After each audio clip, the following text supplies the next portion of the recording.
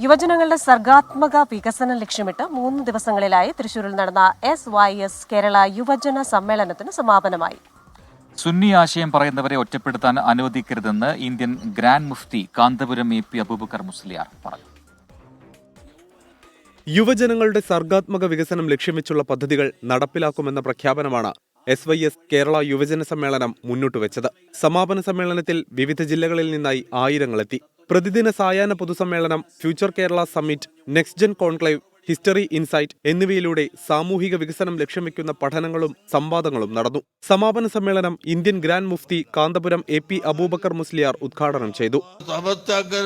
പിടർന്നുപോയി, മറ്റതായി പോയി, ആര് പിടർന്നാലും എവിടെ പിടർന്നാലും അഹ്ലുസുന്നത്ത് വൽ ജമാഅത്ത് ഒരൊറ്റ ആശയത്തിൽ ഉറച്ചു നിൽക്കുന്നു.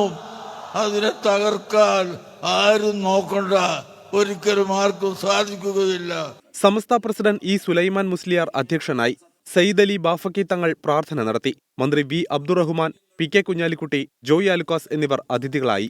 SYS നടത്തുന്ന പ്രവർത്തനങ്ങൾ, അതിന്റെ മുഖ്യ സംഘടന നടത്തുന്ന പ്രവർത്തനങ്ങൾ, സംഘടിതമായി നടത്തുന്ന വിദ്യാഭ്യാസ പ്രവർത്തനങ്ങളാണ്, ജീവകാരുണ്യ പ്രവർത്തനങ്ങളാണ്.